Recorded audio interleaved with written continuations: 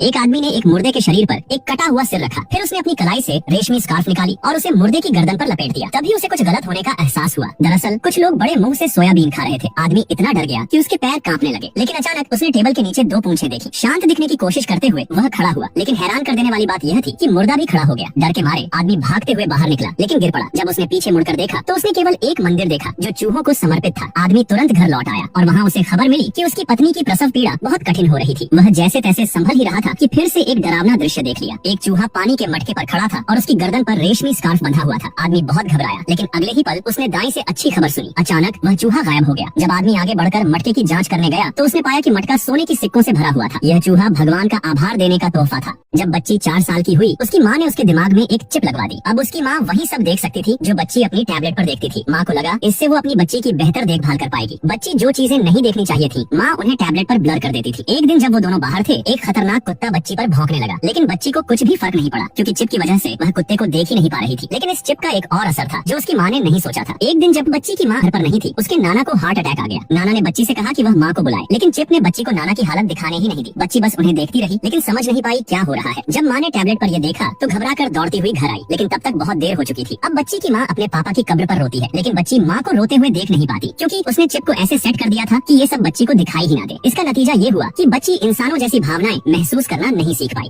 एक दिन एक आदमी ने चाकू से धमकी दी और कहा कि वह भगवान से एक हैमबर्गर के लिए प्रार्थना करे। तुरंत एक हैमबर्गर उस आदमी के सिर के ऊपर आ गया, लेकिन वह खुश नहीं हुआ। वह आदमी फिर से उसे प्रार्थना करने के लिए दबाव डालता है। तभी अजीब तरीके से वह आदमी उस गरीब आदमी के साथ आकाश में उड़ने लगता है। इस दुनिया में जो लोग भगवान में विश्वास रखते हैं वे प्रार्थना के जरिए कुछ भी हासिल कर सकते हैं, लेकिन यही उन्हें दूसरों द्वारा नियंत्रित होने का मौका भी देता है। क्या सच में कोई मुफ्त भोजन होता है? जल्दी ही दुनिया में उथल पुथल मच गई। एक युवा जो अक्सर प्रार्थना करता था ने देखा कि हर बार जब वह कुछ चाहता उसकी हथेलियां जलने लगती थी। वह डॉक्टर के पास गया, लेकिन डॉक्टर ने उसकी मदद करने के बजाय उसे बहका दिया और उसकी हाथों को काट दिया। अब वह प्रार्थना नहीं कर सकता था और उसे अपनी मेहनत से ही अपने लक्ष्य को प्राप्त करना था। इस बच्चे को लकड़ी के खिलौनों का बहुत शौक था। उसके पिता जो खुद लकड़ी के बने थे उसे बार बार लकड़ी के खिलौने बनाकर देते थे, लेकिन जल्द ही बच्चे ने घर के सारे लकड़ी के फर्नीचर को खाना शुरू कर दिया। फिर उसने घर की लकड़ी भी खाना शुरू कर दी। जैसे जैसे बच्चा घर की चीजों को खाता गया, उसके पिता उसे ठीक करने की कोशिश करते रहे, लेकिन बच्चा हमेशा वही हिस्सा खा जाता जिसे उसके पिता ठीक करते। अंत में घर पूरी तरह से गिर गया। घर के गिरने के बाद पिता ने अपने बच्चे को मलबे से निकालने की कोशिश की। जब बच्चा देखा कि उसके पिता उदास हैं, तो उसे समझ में आया कि उसका व्यवहार ही घर के गिरने का कारण था। अगले दिन जब पिता उठे तो उन्होंने पाया कि उनका बच्चा गायब है। वे बहुत परेशान हुए और उसे ढूंढने लगे। उन्होंने पहाड़ी पर चढ़कर दूर से देखा और पाया कि उनका बच्चा खड़ा था, लेकिन उसे होश नहीं था और उसके सीने में से लौ नहीं जल रही थी। पिता ने बच्चे को जीवित करने के लिए उसके पसंदीदा खिलौने को उसकी छाती पर रखा। वह खिलौना अब एक इंजन की तरह काम करने लगा और बच्चे को जीवित कर दिया।